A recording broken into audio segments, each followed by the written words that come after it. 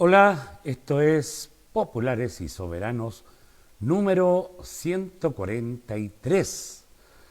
Ya estamos cercanos a las fiestas de fin de año y ayer se definió ya el tema constitucional que va a ser prácticamente el tema de conversación de este programa.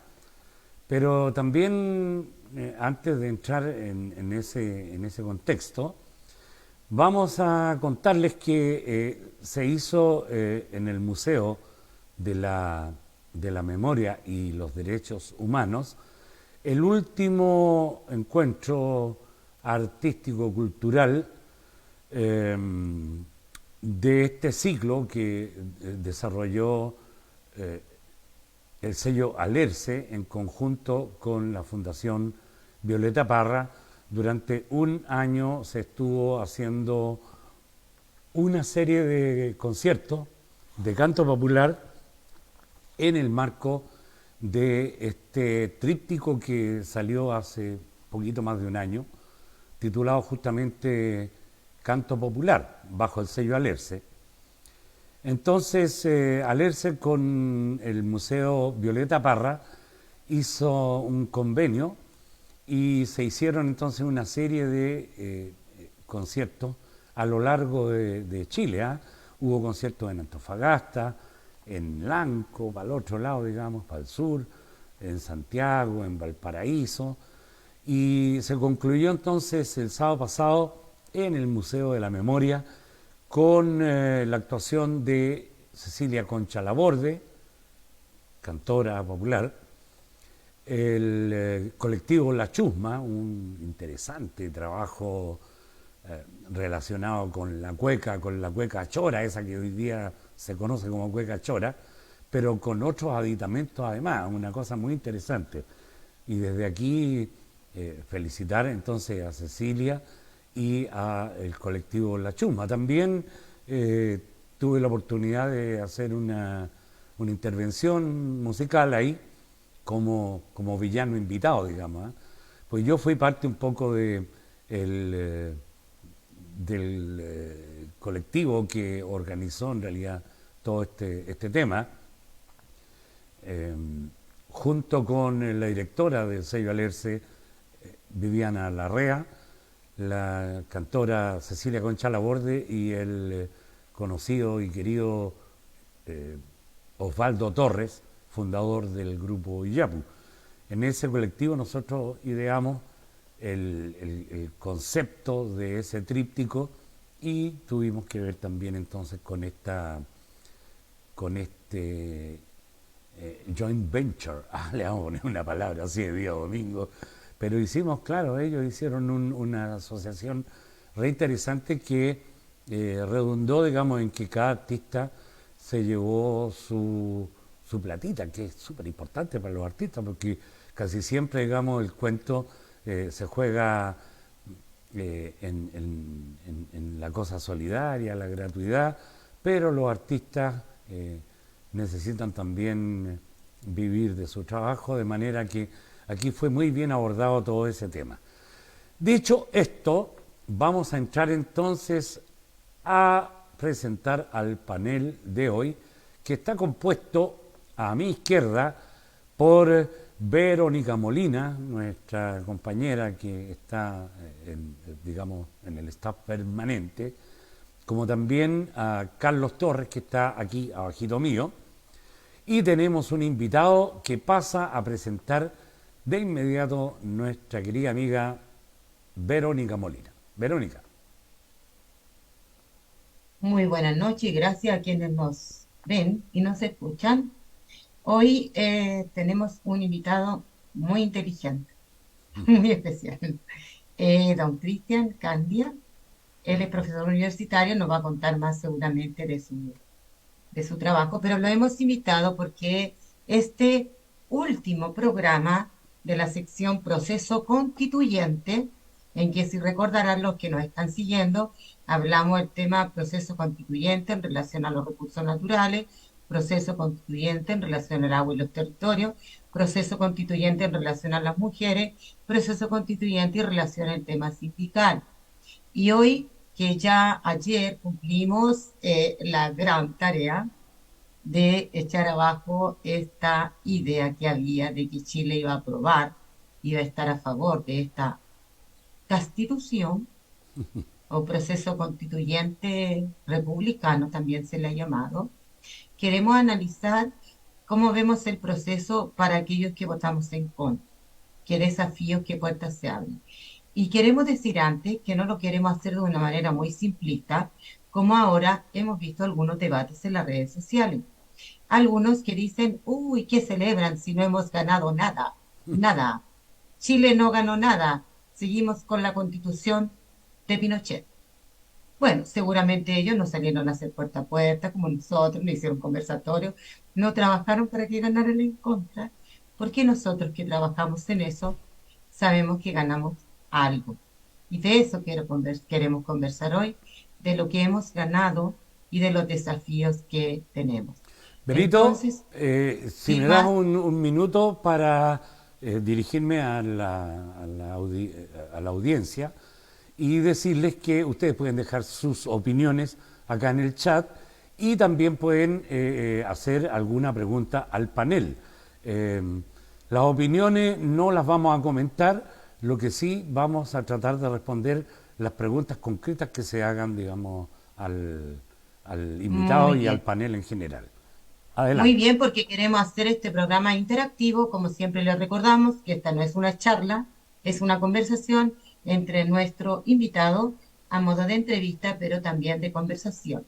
Por tanto, le damos la palabra a Cristian y nos gustaría que al principio se pudiera presentar eh, y después pudiera comentar esto que hemos hecho al inicio del programa, decir cuál es el leitmotiv de este programa de hoy, que por lo demás le recordamos a nuestros auditores es el último de este año, ya que la próxima semana es Navidad y después Año Nuevo. Adelante, Cristian.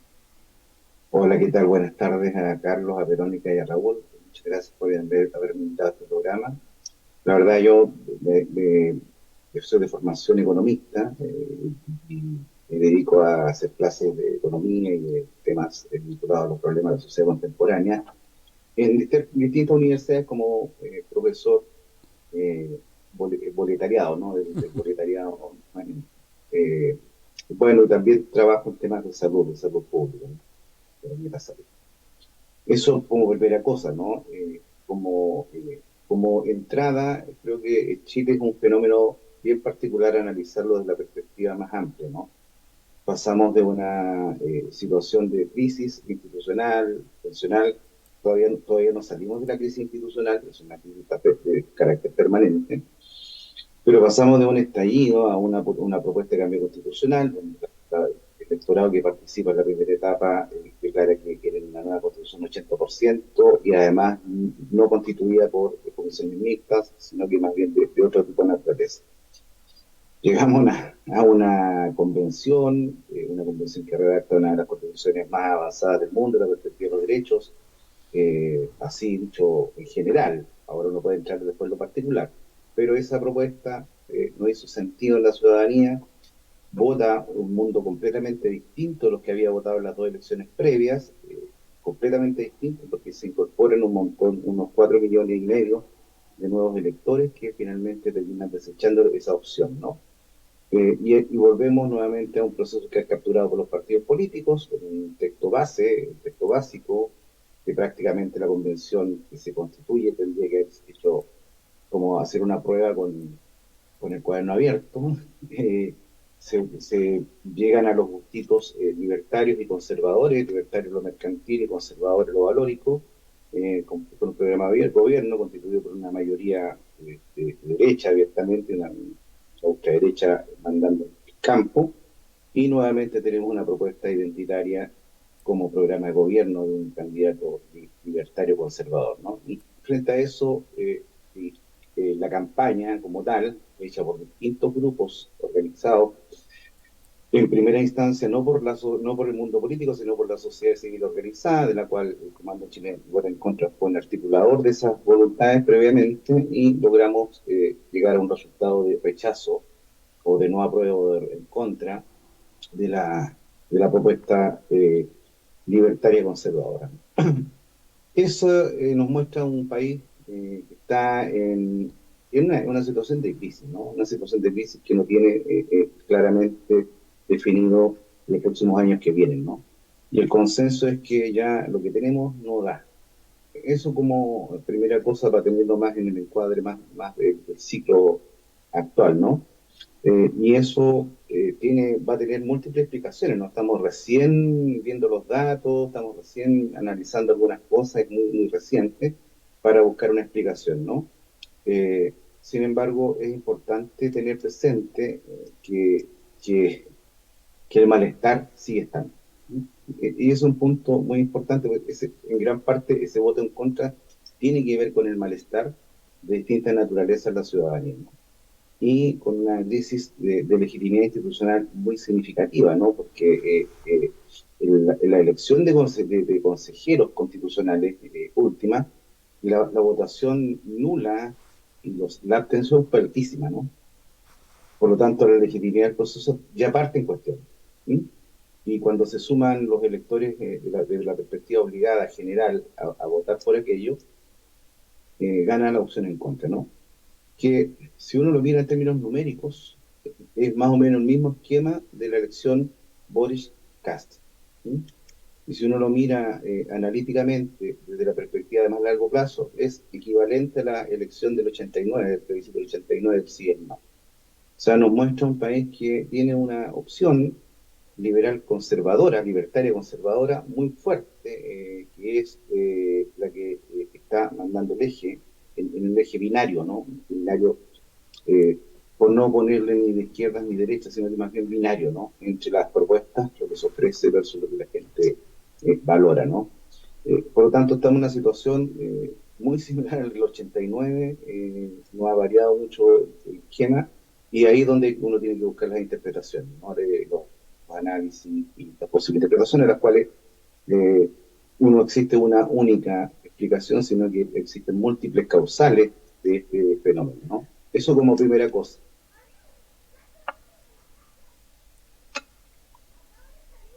Eso como primer comentario. No sé si quieren profundizar en algo en particular.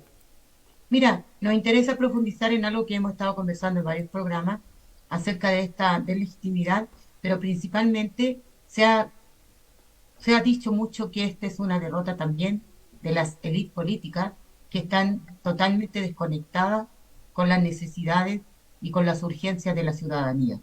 No sé cómo tú ves eso. Ok, mira, a modo de hipótesis, yo de esto trato de evitar de llegar a conclusiones muy taxativas, sino que más bien dar cuenta de una cosa que subyace y que no es evidente, que es el fenómeno de la Constitución del 80 y la dictadura lo que instala, ¿no? Ahí nace la sociedad de mercado.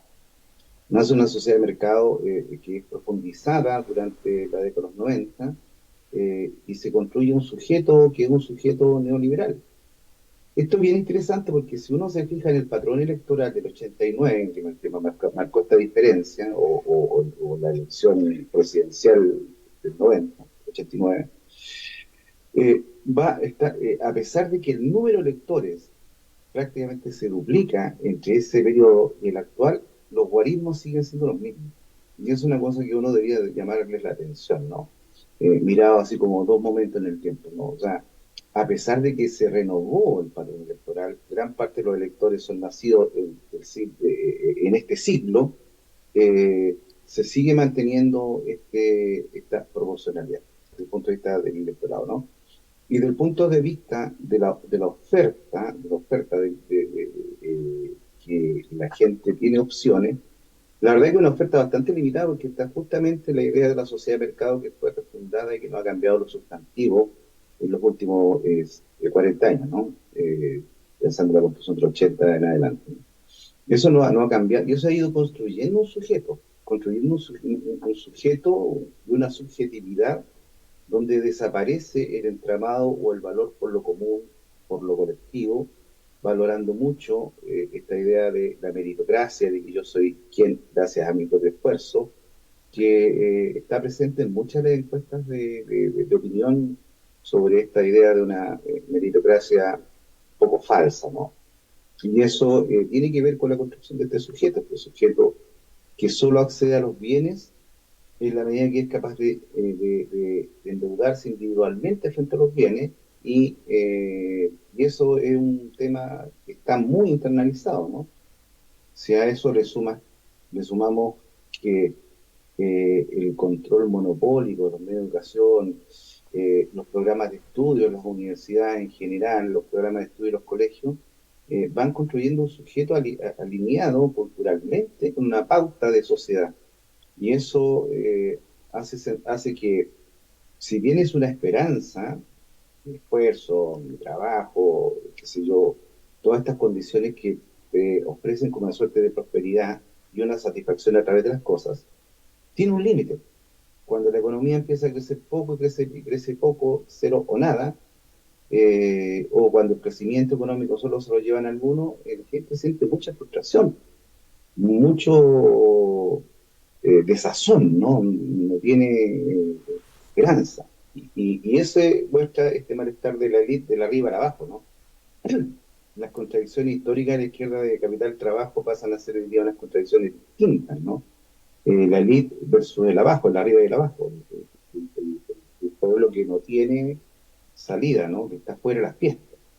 Es como, ahí hay un malestar, ¿no? Un malestar importante, donde la solución no se ve en el colectivo, sino que se ve en quiero participar de ahí, individualmente, ¿no? Cristian, Eso no. pero ayer en los foros de la televisión abierta eh, había como en el establishment político hay como una idea muy transversal, digamos, en términos de que el proceso constitucional estaba cerrado. Es curioso porque al parecer se está ignorando, digamos, a una parte importante de la sociedad en términos que el malestar y lo que se planteó, digamos, en el primer plebiscito eh, pasa a foja cero. Es decir, la clase política, vamos a decirle clase política, aunque no lo es, eh, está desconociendo la voluntad popular que dijo queremos hacer una nueva constitución. Entonces, ¿no es acaso un desafío a un nuevo estallido 2.0 esto? Esta actitud, digamos, de los partidos y de las organizaciones eh, políticas, digamos. Eh, en efecto, uno puede encontrar algunas cosas de que si la política o el mundo de la política, la élite política no se hace cargo del malestar, vamos a tener un ciclo que, aunque se quiera cerrar institucionalmente, vamos a tener un ciclo permanente. Ojo, que este ciclo de nueva constitución no es un ciclo que haya sido necesariamente impulsado desde el mundo, desde el campo popular. Ujú. Es una respuesta a un malestar de un sujeto que estalla, de múltiples subjetividades que estallan en el mundo. Y es una respuesta que la misma élite abre sobre este proceso. Y eso, ellos en tanto dueños de las decisiones públicas e institucionales, se sienten que son capaces de abrir o cerrar la llave. Sí. Y esto son procesos sociales. Los procesos sociales no se administran como se administran un negocio, ¿no? Abro un negocio, lo cierro, la pelota es mía, ¿no? No es eso. Es un proceso bullente donde el malestar está estando presente, sobre todo en temas que uno lo ve en la vida cotidiana, ¿no? por ejemplo, los jóvenes que no pueden acceder a una vivienda propia y que en promedio están alcanzando más allá de los 35 años comprarse su primera vivienda, por ejemplo. O los jóvenes estudiantes que están saliendo de la gratuidad a buscar empleo con salarios que están bordeando el salario mínimo, ¿no?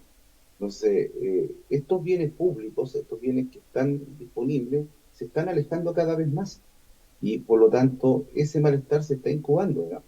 Que el vínculo, acceso a los bienes, el vínculo al bienestar, está mediado por la institucionalidad, es algo que, todavía, que recién se está procesando. No es algo que sea tan evidente, ¿no? Estoy hablando de sectores que además son los sectores que tienen acceso a determinados bienes públicos, ¿no? Hay otro grupo de sectores que son absolutamente marginados de esos bienes públicos, sobre los cuales tampoco tenemos claridad de que haya una conciencia del rol de una constitución para su inclusión. ¿Sí? Entonces tenemos un sujeto fragmentado, ¿no? Carlito. Eh, bueno, yo coincido con el diagnóstico general de Cristian sobre lo que estamos viviendo. Sin embargo, a mí me parece que también estamos enfrentados a cierta volatilidad política, porque el electorado del 89 se definió en posiciones de un otro modo de izquierda y derecha. Y hoy día, como el mismo Cristian lo planteaba, en términos más binarios, es a partir de percepciones, necesidades, malestares, que no necesariamente son canalizados desde una perspectiva político-ideológico-cultural y no son tampoco promovidos o discutidos por los partidos políticos a partir de posiciones definidas en el espectro general del sistema. Es decir, aquí hubo en el en contra un sector significativo tal vez de los mismos republicanos que salieron con Rojo Edwards e hicieron campaña por el en contra, ¿no? Porque ellos se sentían más cómodos con la Constitución, que es verdad que está de Pinochet, que en verdad ha sido mediatizada por las reformas del último tiempo, es algo que tampoco podemos desconocer. Ya no es la misma Constitución Pinochet-Guzmán, es más la Constitución Pinochet-Lagos. Y eso ha implicado algunas aperturas para el sistema político que funciona, para las estructuras de dominación, para las élites, como queramos definirlas, pero todavía mantiene a los sectores populares al margen. Es allí donde radica el problema en el término del poder decisional. Y lo que implica la revuelta popular o rebelión social, como hay distintas aproximaciones al respecto, es que los sectores populares intentan, por primera vez, yo diría desde el proceso electoral de Salvador Allende del año 70, y de algún modo en la jornada de protesta contra la dictadura después del 83. Pero es primera vez que el movimiento popular a escala nacional no había existido en Chile. No había existido en Chile. Se manifiesta contra el sistema y se produce esa revuelta popular que algunos le llaman estallido. Es la primera vez. Y yo creo que ese proceso aún no ha sedimentado, no ha madurado lo suficiente para que adquiera otras formas de confrontación con lo que yo denomino el consenso neoliberal, bueno, muchos lo denominan, la hegemonía neoliberal que tiene, tal como en el capitalismo y en el socialismo también, diferentes énfasis y aproximaciones. Cristian habla de los sectores conservadores, libertarios conservadores. Yo lo definiría en términos de neoliberales tradicionales y neoliberales 2.0, o neoliberales de la próxima generación, que buscan no tan solo amarrar lo que ya el neoliberalismo ha establecido, sino que ampliar las fronteras neoliberales desde el punto de vista de ponerle más, bloquear y ponerle trancas, cerrar los forados que tiene el sistema a los derechos y reivindicaciones populares.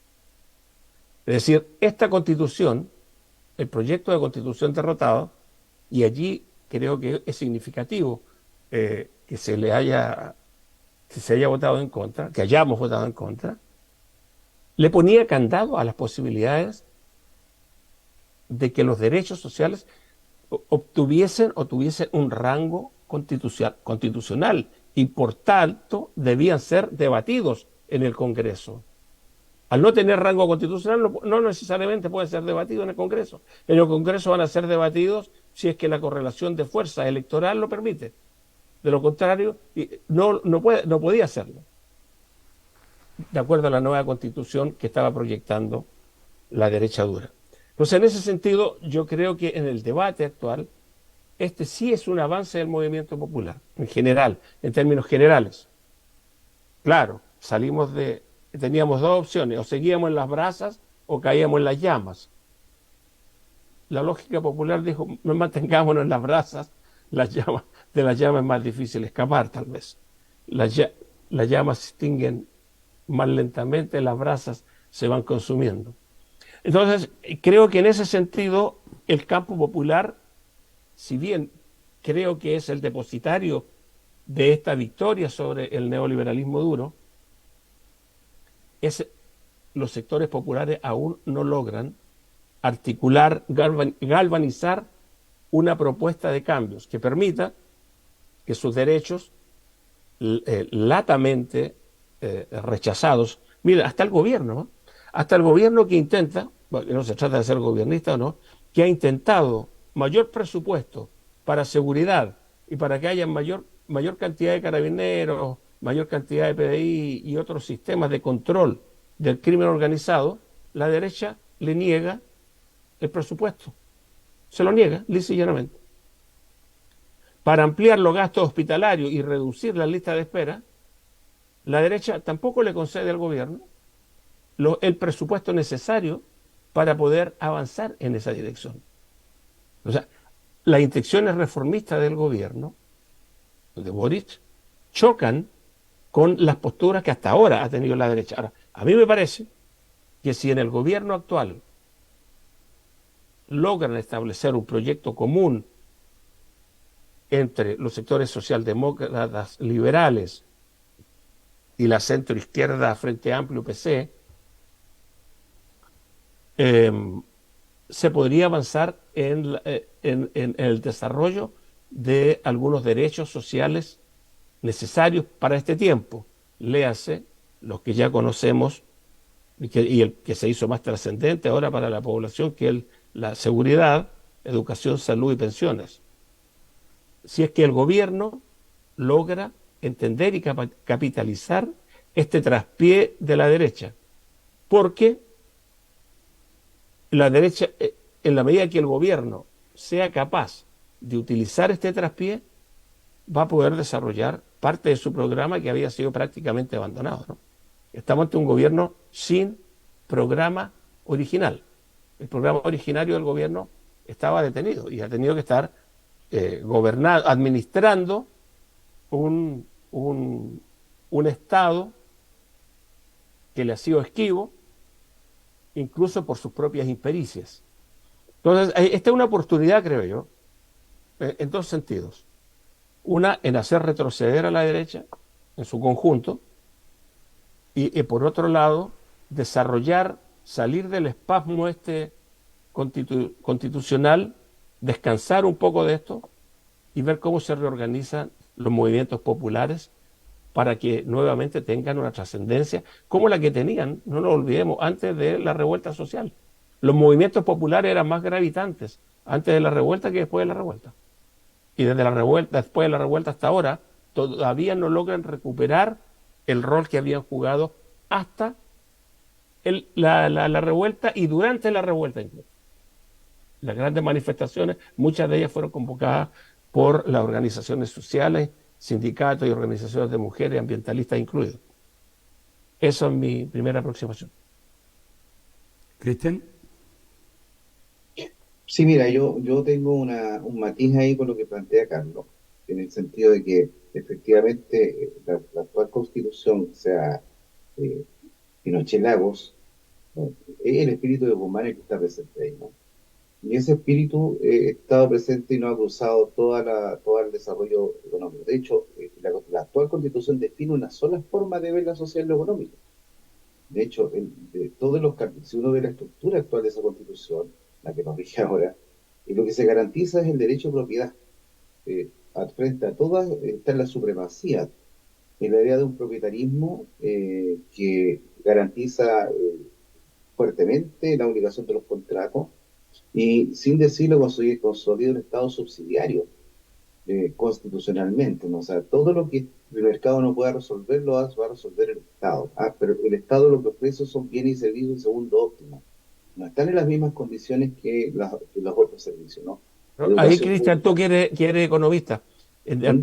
desde el punto de vista de la subsidiariedad del Estado, como segundo mejor postulante, cuando el mercado no resuelva, lo podrá resolver el Estado, pero en contrato o con el sector privado. No sé, por ejemplo, la posibilidad del Estado empresario sigue estando vetado con digamos, para iniciar nuevos proyectos económicos que le permitan acumular y redistribución de la riqueza por la vía de los programas sociales y los derechos. Mira, que ese punto es bien interesante porque tenemos dos variantes. Una, que es la variante, por ejemplo, educación y salud, donde la primacía está en el ámbito de lo privado, y por lo tanto lo que no puede ser cubierto por el privado en una relación contractual de sujetos con empresas, se resuelve a través del Estado. Y el Estado lo que ofrece en ese caso tiene un límite por esta ideología del consenso neoliberal que tú señalas, que es amarrar todo al gasto fiscal. El gasto fiscal no puede crecer hasta tanto, por lo tanto, salud y educación no pueden crecer más allá de cierto límite, independientemente de las necesidades que tengas y del programa que quieras hacer. En subsidio de eso le abre el espacio a los privados, pues, colegios particulares subvencionados y el gasto público pasa a ser privatizado. Es un punto sumamente relevante porque en el fondo es el Estado el que está financiando instituciones privadas. El gran velo de esto se cae justamente con el tema de las corporaciones y el fraude de las corporaciones, ¿no? Pero detrás de eso vemos que hay un entramado gigantesco, fundaciones, ONG, muchas de derecha, que reciben financiamiento público para cumplir las cosas que el Estado debería garantizar desde otra perspectiva. Entonces, esa idea de subsidiariedad es muy importante, no está pues, expuesta en la Constitución, pero es el efecto práctico. Por lo tanto, la constitución de la sociedad tiene que ver con esta idea de una sociedad de mercado, el mercado de todo, ¿no? Y ese es el modelo, por así decirlo, de los Chicago, fundamentalmente de Hayek, ¿no? Una cosa distinta, y aquí quiero hacer el punto, que ir más allá, que es la constitución de Cass y los libertarios conservadores, es precisamente ir desvistiendo de esa capacidad para generar una sociedad estrictamente de mercado. Cuando dicen, mira, queremos que los derechos, los glaciares van a ser una propiedad eh, concesionable privadamente y van a tener los mismos títulos de derecho de propiedad. Entonces, eso ya es un mundo ideológico y político que está más allá del neoliberalismo tradicional. Por ahí, y aquí una cosa bien importante en la historia económica, ¿no? Hay una corriente del siglo XIX que critica a los liberales, que es el spencerismo, que como corriente nunca tuvo mucha relevancia y es retomada a fines de los 60 como corriente como el libertarianismo o el anarcocapitalismo de Friedman, que son los que están diciendo más allá de eso, o sea, el Estado no debe existir.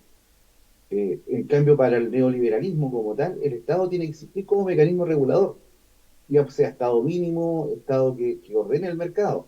En el caso del libertarismo radical, es el problema que el Estado debe ser cero, debe participar solamente en defensa, en todo lo que significa dispositivos de control social.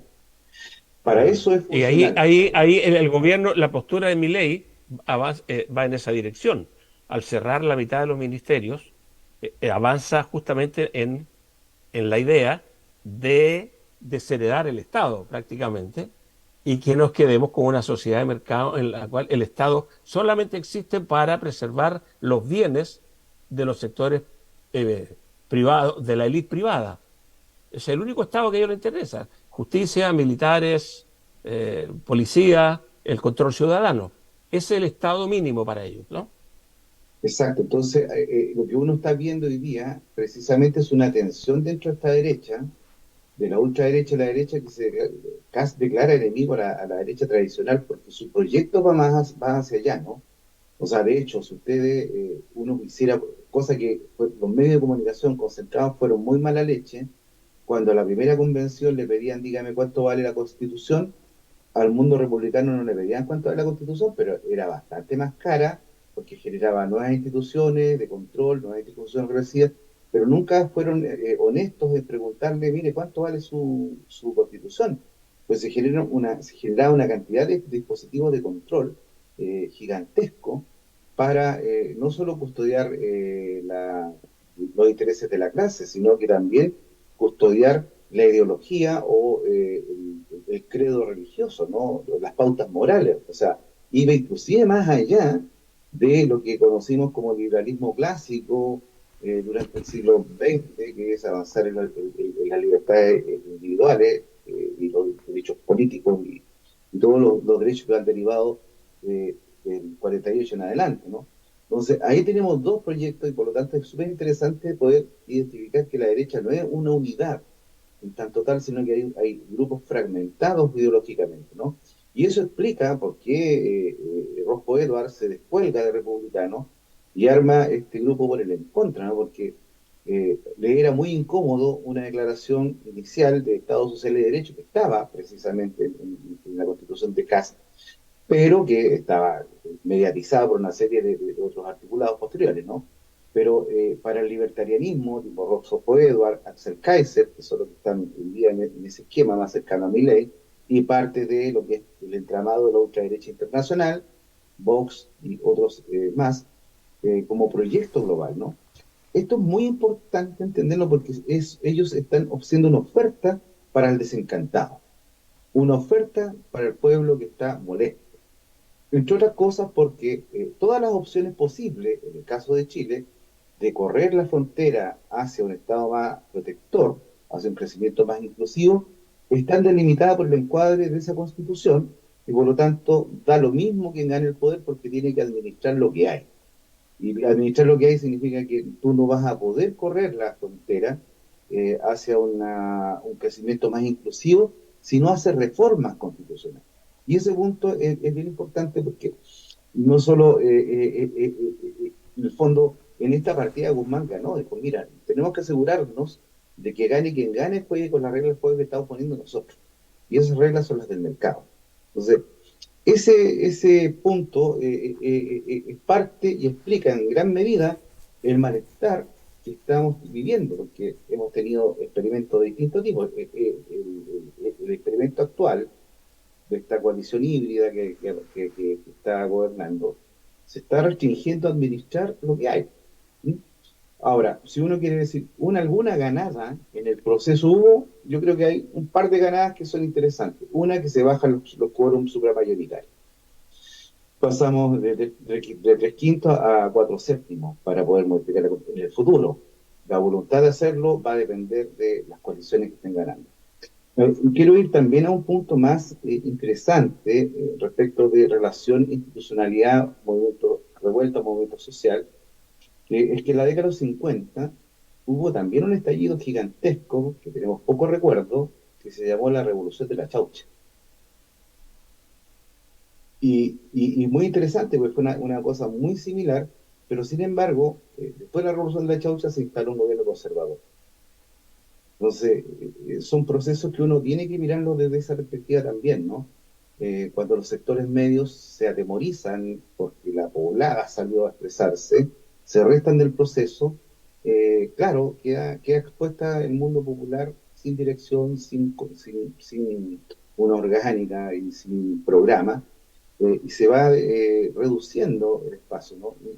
Y es ahí donde el mundo conservador entra a tomar el timón, ¿no? A través de la centralización de los medios de comunicación, en una serie de cosas de control social que el mundo del poder lo domina mejor que nosotros, ¿no? Oye, una consulta al panel, porque yo tengo la duda en realidad. ¿Las votaciones obligatorias eran sujetas, digamos, a estos plebiscitos constitucionales o es algo ya que quedó, digamos, que no se va? Porque eso Quedó para siempre. significa que la votación obligatoria va a tener un péndulo, digamos, muy No, compli- quedó para complicado. siempre, salvo que en el Congreso Sí, se lo defina otra modificó. cosa. Por Sí. ahora quedó para siempre y la relación de fuerza en el Congreso podrá determinar algo distinto también en otros aspectos. Por eso, lo clave, y creo que Cristian lo abordaba, es el asunto de la elitización. Vuelve, o sea, en el primer proyecto constitucional, la pelota estaba en el campo popular, por decirlo de algún modo. Estaba en la calle, estaba en los sectores sociales que venían desde sus diversidades diversas planteando las luchas reivindicativas. Hoy día la política volvió a la élite e incluso con esta derrota de un sector de la élite, ahora vuelve a la élite del Congreso. Y es allí donde se van a empezar a dirimir eh, los nuevos acuerdos, los nuevos consensos y hasta dónde se puede reformar. Yo creo que va a haber un diálogo ahí sobre reformar la constitución actual. Pero como bien dice Cristian, hay dos aspectos que son fundamentales que no han sido tocados, que es el asunto de la propiedad privada y la subsidiariedad del Estado. El rol subsidiario del Estado, hasta este minuto, no lo cuestiona ni desde la socialdemocracia.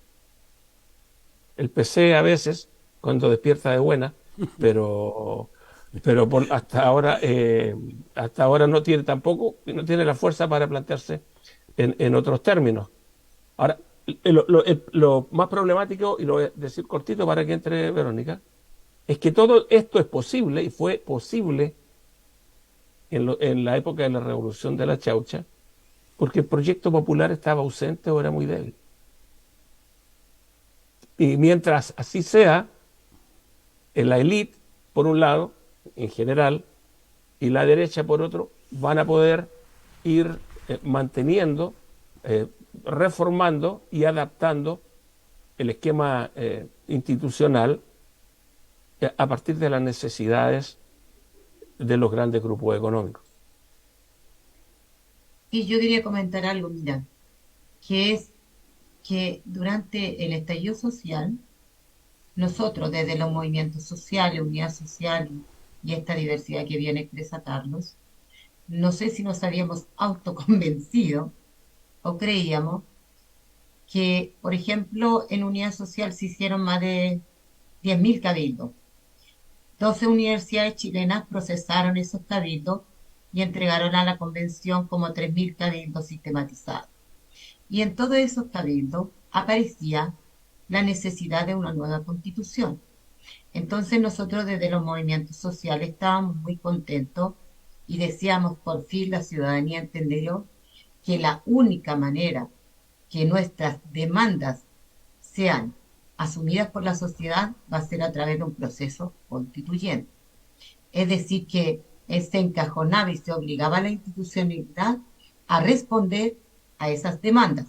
Y por tanto, cuando se abrió el proceso constituyente, y que eso explica lo demasiado profundo y demasiado extenso que fue este proceso constituyente, en el cual nosotros en Unidad Social participamos activamente del primer proceso de la convención, porque ellos sistematizaron más de 1 millón de encuentros con gente, con la ciudadanía, con las organizaciones, y llevaron en ese primer proceso constituyente ese proceso y esa nueva constitución, esa propuesta, que para algunos fue muy grande, muy, como decían vulgarmente, se pasó 3 pueblos, pero que en definitiva lo que nosotros sentimos en ese momento, que esos convencionales nos habían escuchado y habían colocado nuestras demandas. Entonces, nosotros estábamos muy contentos porque dijimos, por fin el pueblo entendió, la gente en la calle, dígale como le llamen, es que la única manera de que esas demandas fueran respondidas en una economía social de mercado era que ganáramos una constitución que garantizaba los derechos. Pero luego cuando la ciudadanía votó rechazo, quedamos como en un signo de interrogación por mucho tiempo, porque entonces, ¿qué pasó? No se había entendido como nosotros pensamos. Y eso me lleva a lo que yo quería comentar, que este proceso constituyente de ahora, y que los políticos lo dijeron en todos los programas anoche, que se cerraba. O sea, ellos decretaron que aquí se acabó el proceso constituyente, que no habrá más constitución, y este gobierno por lo menos dijo, mi gobierno no, no. Y los demás políticos también decían, no, no, es que no, no es necesario, la gente ya no lo quiere, y se adueñaron del proceso otra vez y dijeron todo lo que se haga para mejorar la vida de las personas, desde los demócratas, los amarillos, la democracia cristiana, el Frente Amplio, lo dijeron todos en los programas anoche, va a ser desde la reforma del Congreso. Entonces se da el problema que nosotros no tenemos ninguna correlación de fuerza para imponer que esas reformas que se hagan en el Congreso nos favorezcan. Entonces van a ser reformas en la medida de lo posible. Entonces, o era que nosotros vivimos un espejismo, o era que los procesos sociales son tan complejos, que anoche mismo estaba leyendo a alguien escuchando a alguien que comentaba que el proceso de la Constitución de 1800 duró 25 años.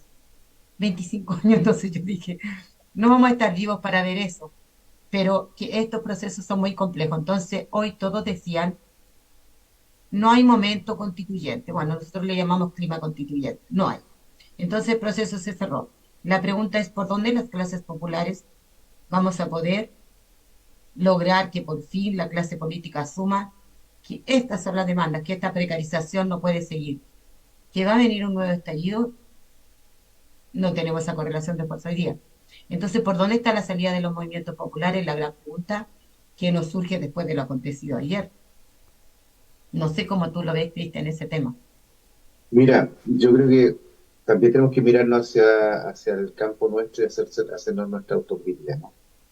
Eh, Mi impresión, si uno ve el texto anterior, el que se rechazó por el de septiembre, la palabra trabajador aparece como 4 veces. Y ahí tenemos un problema, porque tenemos una constitución que declara un Estado plurinacional. Y la plurinacionalidad está en la cabeza de los intelectuales de izquierda. O sea, es un punto bien en el mundo popular, en el campo popular, comunidades, eh, la gente votó en contra a pesar de la plurinacionalidad. Entonces ahí tenemos un problema de cómo estamos entendiendo el campo de la izquierda, de lo popular, ¿no? El derecho de los animales, súper bien, yo creo que, pero establecerlo en rango constitucional es como pasarse un poquito varios pueblos, ¿no? O sea, cuando tenemos el problema de que la izquierda identitaria que trata de instalar todos sus temas de interés en una constitución, estamos en un problema. De la misma forma que el identitarismo libertariano hace lo mismo en esta constitución, estamos en un problema porque las constituciones tienen que ser instrumentos habilitantes para el juego político democrático. No pueden ser las constituciones trabas precisamente para imponer una visión de mundo, porque en el juego político se juega la visión de mundo. Y el gran problema de la izquierda, en el campo en el cual yo me inscribo, es que no tenemos un proyecto histórico. Cuando hablamos de proyecto histórico, estamos diciendo, bueno, ¿cuál es el sujeto? ¿Cuál es el sujeto de transformación? ¿Dónde se ubica? ¿Dónde están los dolores de la sociedad, de una sociedad bien particular, que es una sociedad de mercado? Que no es una sociedad como la que nosotros tenemos como en la cabeza, pues, como referencia a los 70, a los 60, con un capitalismo industrial, ¿no? Estamos en un sistema capitalista financiarizado completamente y fundamentalmente rentista. Y eso tenemos que entrar a caracterizar ese fenómeno, estas subjetividades, para ir construyendo proyectos históricos. Si no tenemos proyectos no podemos dirigir nada, o sea, no tenemos hacia dónde ir, que es una de las grandes debilidades que tiene la izquierda moderna, la izquierda woke, no la actual, la que se hace cargo de las fragmentaciones, de una sociedad fragmentada, de identidad fragmentaria, que no constituye ese sujeto o ese proyecto histórico sobre el cual uno pudiera aspirar como programa, no programática. Esa es como la mirada que yo me hago desde la perspectiva de la crítica, ¿no? Y ahí estamos al debe, tenemos que generar capacidades de autoeducación y de llegar al mundo popular, llevarlo no llevarlo, sino que problematizar en torno a este tipo de cosas y entender la naturaleza del malestar. Yo creo que todavía no tenemos muy clara la naturaleza del malestar.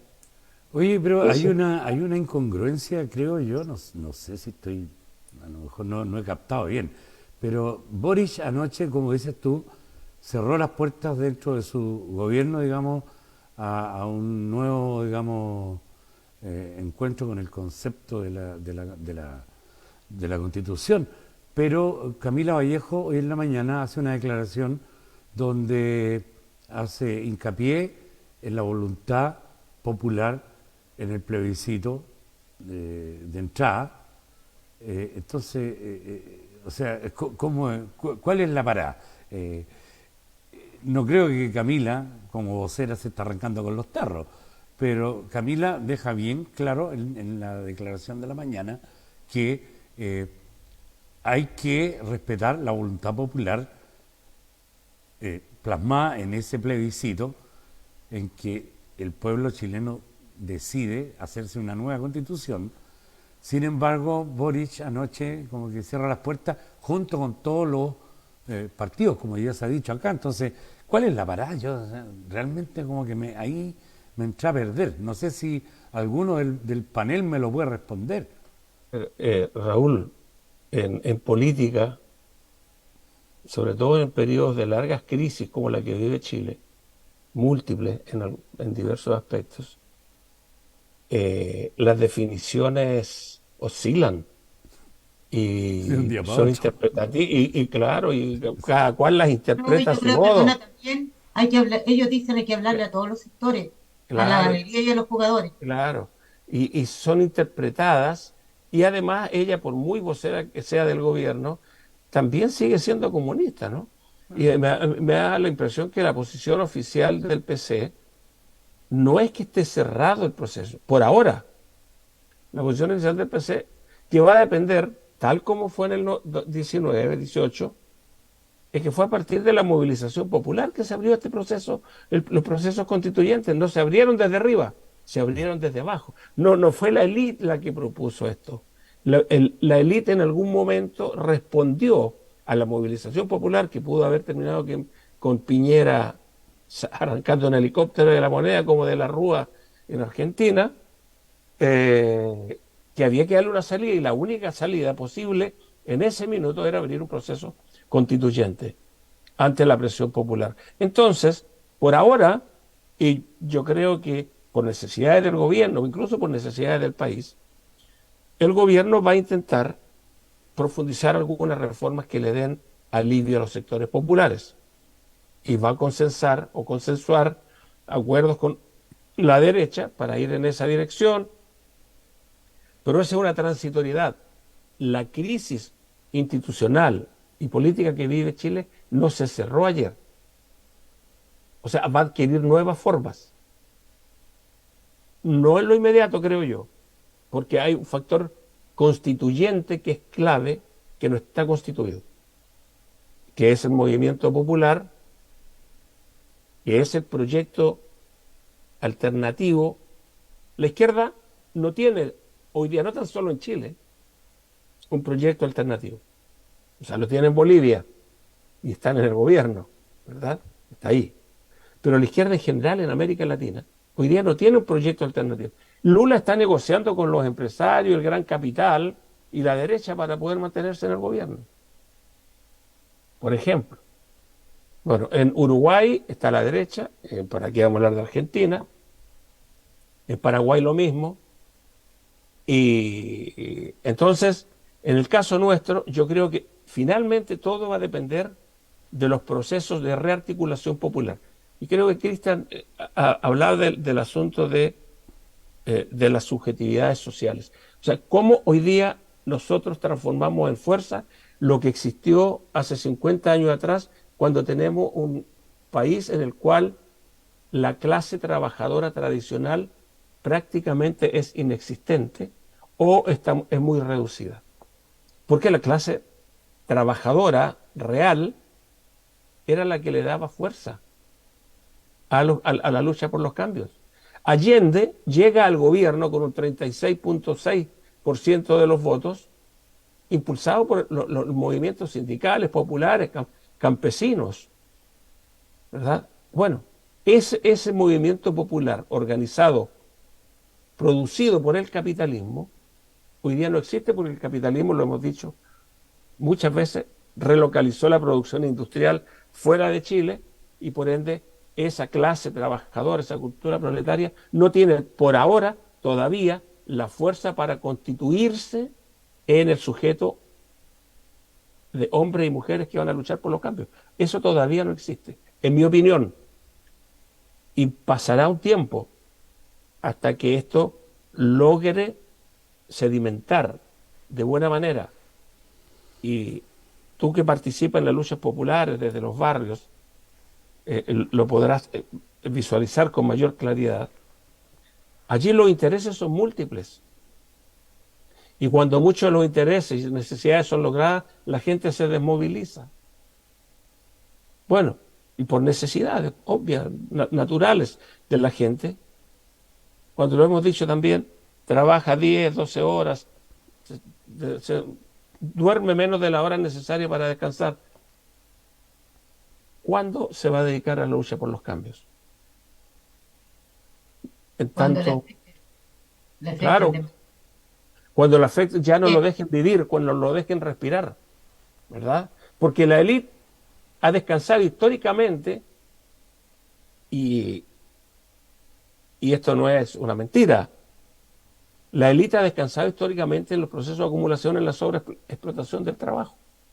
Y eso es lo que se vive hoy día en Chile. Ahora, como no producen, sino que proveen servicios financieros, sociales, pero no fabrican nada. Fantuzzi es el único que sigue fabricando ollas y cacerolas. Pero el resto importan todo, lo distribuyen, te lo financian. son los dueños del mundo. Claro, claro, no hay nada hecho en Chile. Entonces, si no hay nada hecho en Chile es porque nadie lo está haciendo. Y si nadie lo está haciendo es porque esa fábrica no existe. O Es esa que yo creo industria no que existe. a lo que tú dices hay dos cosas que en general a la izquierda y al mundo popular también le falta una mirada más acorde a los tiempos y más moderna.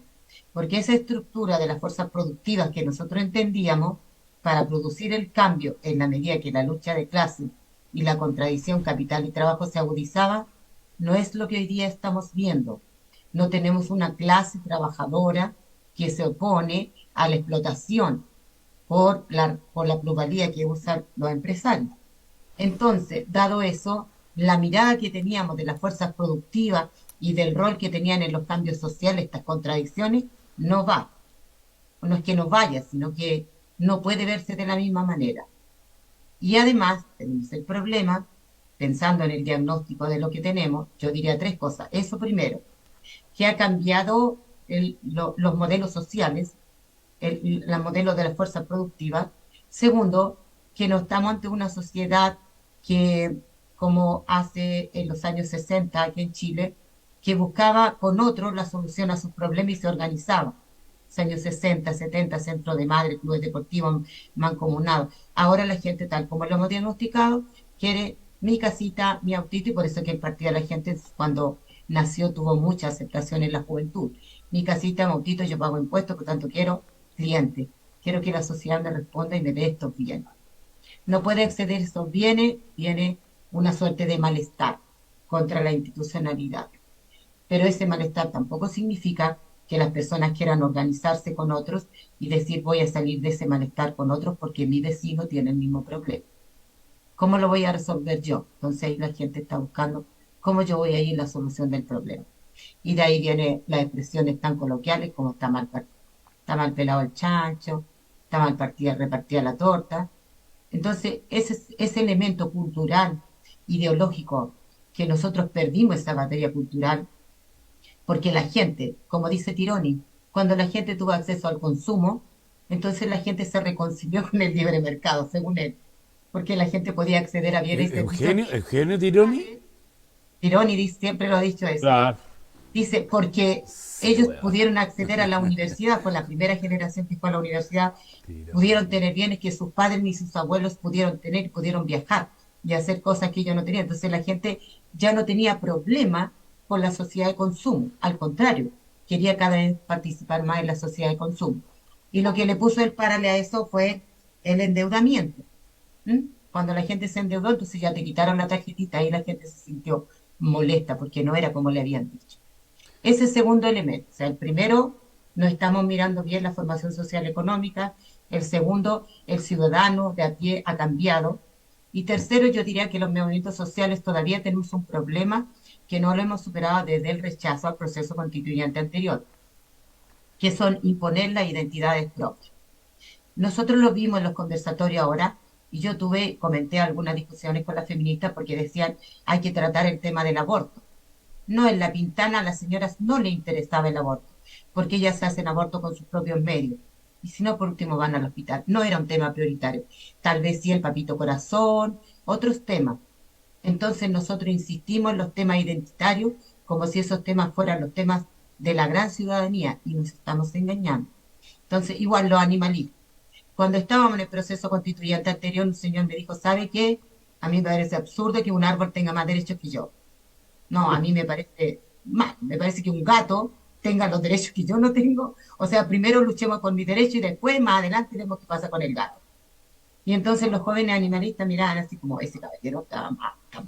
Y no era que el hombre estuviera mal, era que nosotros no hemos podido hacer una relación de los nuevos temas, el feminismo, el animalismo, el veganismo, con los temas que nosotros traemos desde nuestras luchas de hace muchísimos años, que son que la sociedad te garantice derechos sociales mínimos. Entonces yo diría que para cuando pensamos en el futuro, tenemos que ver creativamente e innovativamente cómo solucionamos esos tres problemas, y sobre todo el último, porque nadie quiere salir de sus pequeñas, porque yo aquí estoy bien. Entonces, por ejemplo, hagamos una declaración por el tema del agua, los problemas que están teniendo en varios lugares el agua. Ah, no, pero es que nosotros sacamos una propia.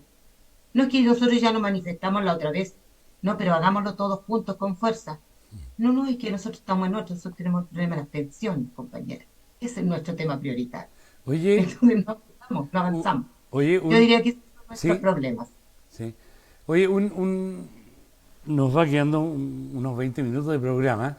No sé si estamos en condiciones de hacer un pequeño análisis de cómo se comportó el electorado ayer en comparación cómo fue el tema del rechazo de septiembre del año pasado. O sea, cómo es que se rechazan dos constituciones y dónde estaría, digamos, la diferencia y cómo se comportó el país. Así ya, yo no sé si están al tanto más o menos de las cifras. Oye, espérate Por un ejemplo, espérate un minutito, poquito, Raúl. Carlito. Déjame terminar. Yo, por ejemplo, estoy enterado de que en la provincia de Maule, la Araucanía, parece que siguen siendo más o menos en el mismo toque, pero hay variaciones que, bueno, es necesario también tratar de entender para ver si realmente todo el problema radica en la seguridad, en esto que se le da como más bombo, digamos.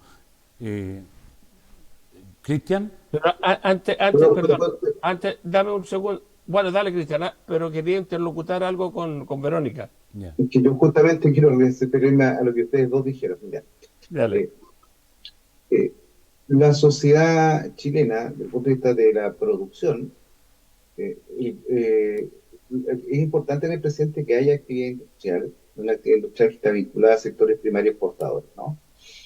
Todo lo que son la extracción de metales, una región emergente en el norte, la segunda región, que desarrolla una gran producción y exportación de bienes y servicios. Un sector que es de datos importantes, el sector de la producción agroindustrial, sexta, séptima y octava región, que se articula al sector exportador, ¿no? Vinícola, silvícola.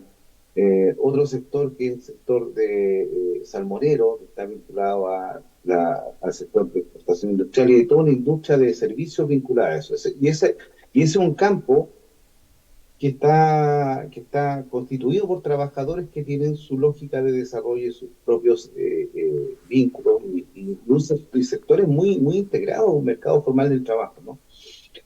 Pero, y esto es interesante, en el campo de lo popular, lo que se ha hecho como políticas públicas es promover un sujeto individual, es promover el emprendedor, el emprendimiento, ¿no? Y tenemos dispositivos estatales que no solo promueven, sino que le enseñan técnicas y todo lo que los sistemas para producir estas personas que son finalmente desempleados que caen en ese esquema los empresarios, ¿no?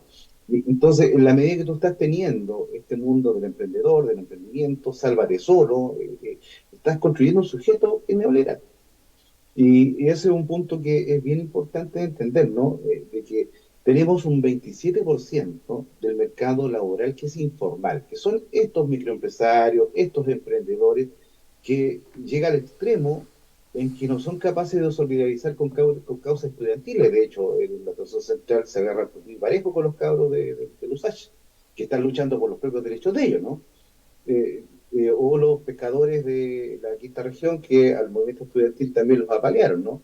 Entonces tenemos una descomposición a partir de este sueño, de este ideal del emprendedor, del que quiere llegar a ser como Polman de su proyecto futuro, y también lo está permeando. O sea, en esta lógica de la reproducción, en el fondo, uno es lo que produce, ¿no? Una lógica más de dialéctica, ¿no? Si yo estoy en eso, voy a hacer eso, ¿no? No puedo hacer una cosa distinta, ¿no?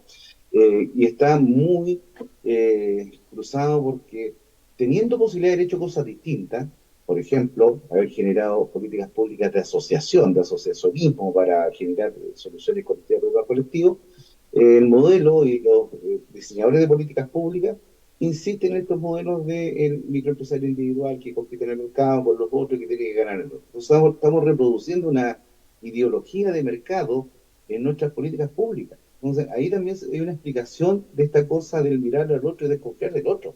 Porque el otro me amenaza, el otro no es igual a mí, yo quiero ser distinto del otro, ¿no? En un esquema de ampliación del crédito, donde el espacio de llegar a tener lo que yo tuve, me costó a mí, porque esa misma gente mira para atrás, 3 generaciones atrás, sus abuelos y sus tatarabuelos no tenían ni zapatos, pero él tiene su casita, tiene sus cositas, y no quiere volver hacia atrás, y toda esta cosa de lo que era el mundo popular, que era representar a nosotros las luchas, son un pasado incómodo. O sea, y este es un fenómeno muy raro, que hijos de personas de la Pincoya, no sé, de la Legua, naciendo ahí, salen de ahí y no quieren volver ahí y terminan votando republicanos. Claro. Entonces ahí tenemos un fenómeno que es bien importante tener presente, ¿no? Sí, desde el punto de vista de la composición social. Déjame interlocutar un poquito con Verónica porque eh, lo que está ocurriendo en línea con lo que plantea Cristian y que lo hemos abordado algunas veces es que el sentido común de las personas, el sentido común de la sociedad de los de abajo fue mutando. Y fue mutando, no porque nosotros, porque Cristian usa el lenguaje, que es lo que estamos haciendo, no, es lo que el modelo hace. Yo me desacoplo, o sea, al cuestionarlo yo me desacoplo. Pues yo digo, estas son las políticas públicas, estas son las políticas de promoción del individualismo, porque eso es lo que es la cultura neoliberal. Y eso ha permeado a la gente. Ahora, tenemos que tener en cuenta que en los años 60 y 70, estos microempresarios, trabajadores por cuenta propia, los boliches en cada esquina no existían. Esos trabajadores estaban insertos en industrias textiles, mecánicas, metalúrgicas, textiles de todo índole, fábricas de ropa, calzado. Feriantes. O sea, ahora, hoy día es casi imposible encontrar un calzado hecho en Chile, salvo que vaya al barrio Victoria. Pero en cambio en los barrios, yo vivo en un lugar donde en 6 cuadras a la redonda hay 4 panaderías, 14 boliches, 5 botillerías, y la gente está contento con lo que logran con su negocio y no quieren saber de nada. El otro día, no tomo taxi, el otro día iba atrasado a un programa de Hispan TV en castellano sobre la situación palestina y tomo un taxi porque el metro, había una crisis en el metro. Y el tipo me cuenta todas las maravillas de su vida. El taxi estaba bien destartalado. Y me dice, no, nosotros tenemos nuestra casa con mi mujer, trabajamos largas horas y somos felices, tenemos una casita en la playa. Así que cuando tenemos tiempo nos arrancamos para la playa, ¿no? Y cuando no, aquí ella trabaja, yo trabajo y somos felices.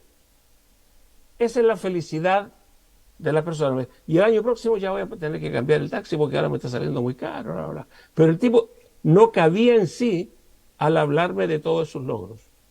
Y yo me lo encuentro con el tipo donde voy a comprar pan, donde voy a comprar lo que sea, ¿no?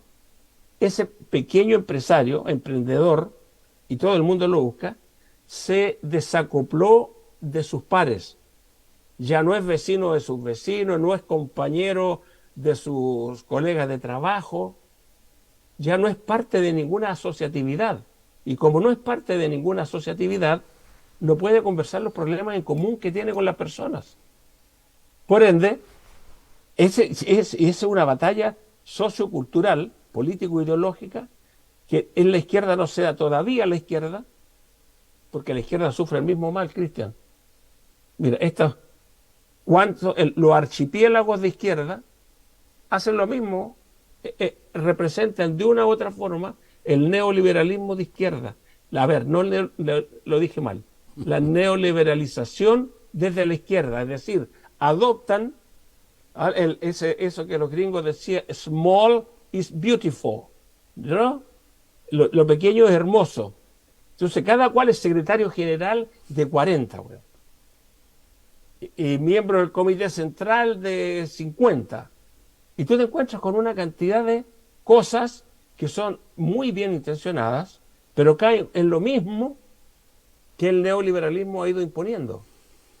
Este es mi fundo, mi chacra, mi parcela, lo mismo del comerciante. Y se matan y se mueren por eso. En lugar de combatir a los del frente, combaten a los del lado.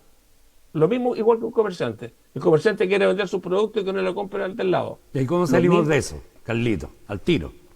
Al tiro, ¿cómo salimos de eso? Yo creo que los que reflexionamos en alguna dirección crítica y que hemos estado vinculados, no tanto como Verónica, a la realidad social últimamente, tenemos que ser capaces de llevar esta reflexión con un lenguaje mucho más directo, mucho más claro a las compañeras y compañeros con los cuales trabajamos. Yo trabajo algunos proyectos tengo un proyecto que iniciamos en unos par de meses más con con Stramet, ¿no? Los trabajadores metalúrgicos, abierto a sectores forestales y mineros, justamente en esto, en formación social, política, sindical, económica, para ir enfrentando lo que se viene. Y cayó justo después de es algo que armamos con los compañeros de Constramet y con los sindicatos canadienses.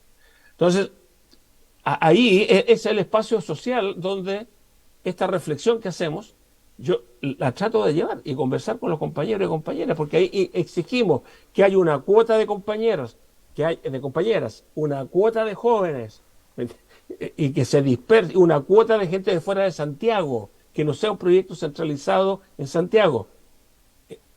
En dos palabras, solamente puedo decir que este proyecto, esta posibilidad de reflexionar sobre lo que estamos viviendo y actuar en consecuencia, nos va a tomar mucho tiempo. Este camino es muy largo. Ángel Parra cantaba una canción que decía, el camino es largo, pero yo lo voy a andar, aunque no sé, seguro que vamos a ganar. Una cosa así. Se murió el angelito esperando. Se murió el angelito esperando y a nosotros, a algunos nos va a pasar lo mismo.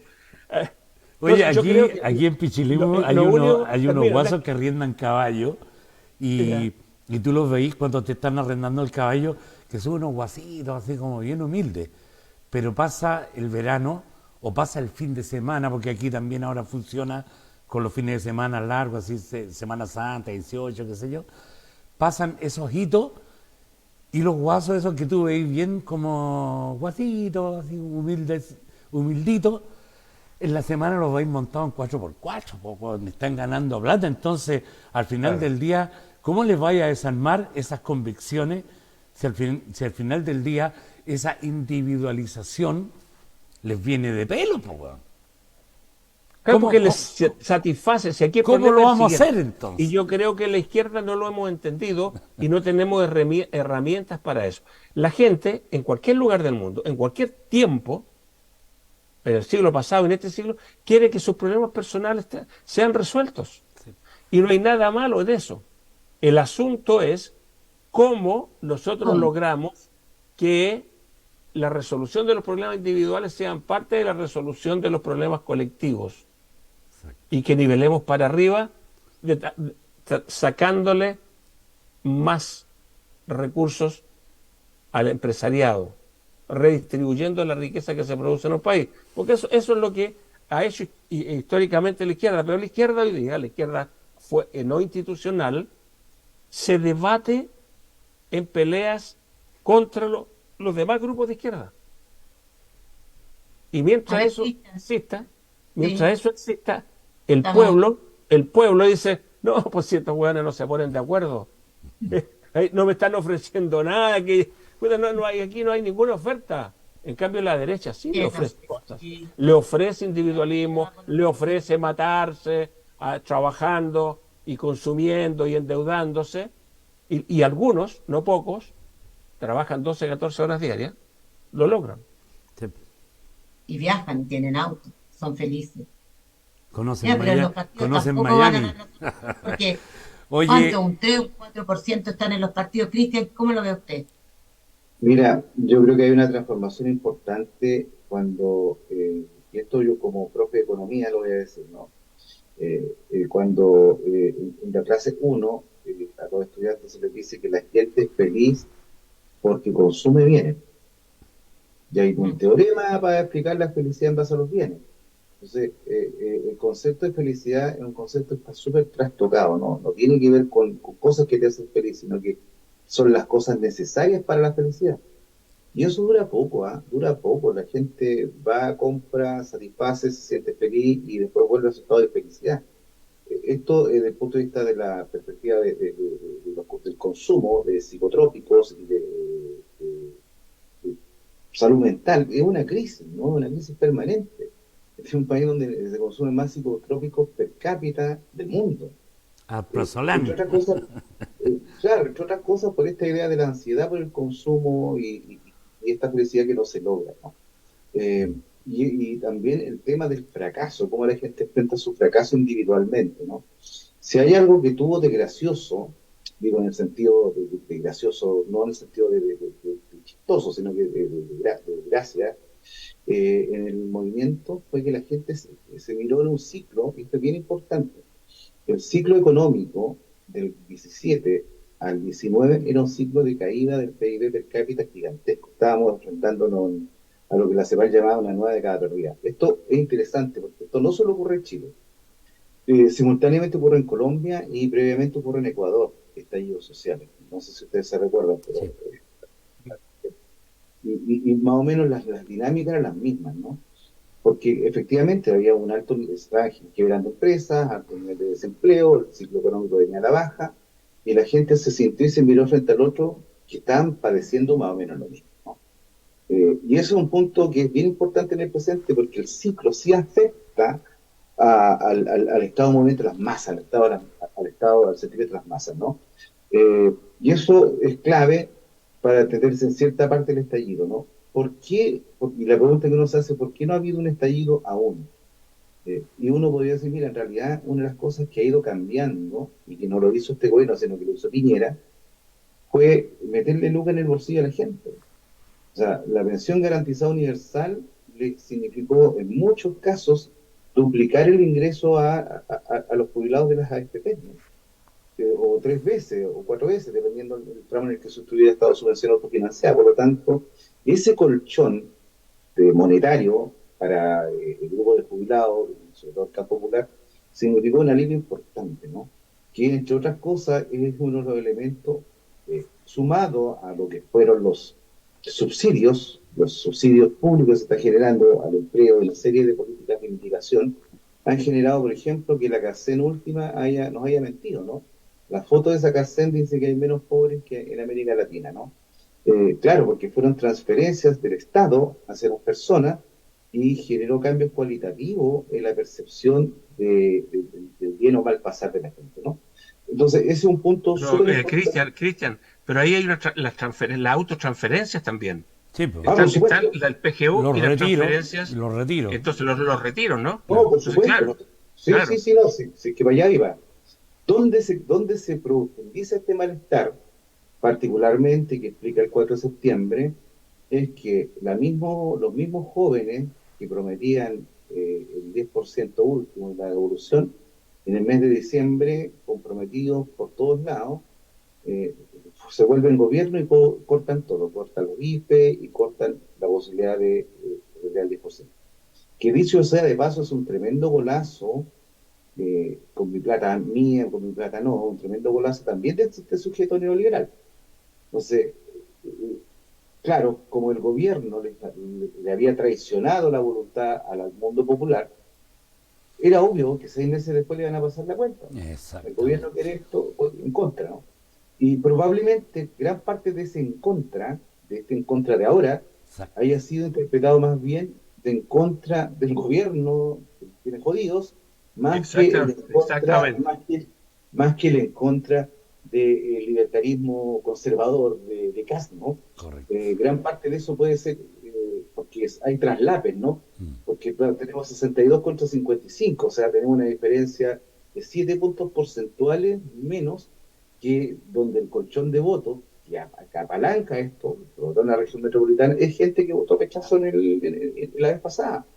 Entonces, también tenía que tener esa lectura, ¿no? O sea, no es que haya un procesamiento tan específico respecto de algo que ni siquiera se leyó, ni se entendió, que se trabajó mucho sobre la base del miedo o también desde la subjetividad, ¿no? Eh, y claro, termina finalmente la gente haciéndola simple, o sea, en contra. ¿Contra de qué? En contra del gobierno, en contra de todo, ¿no? Finalmente. Ese es el punto.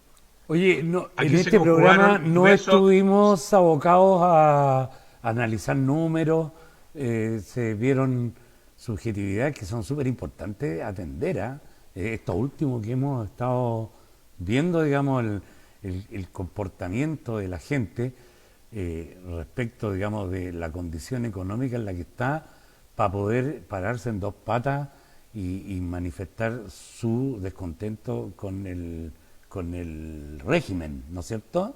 Eh, Están Pero, de alguna manera un poco Raúl, coimeados.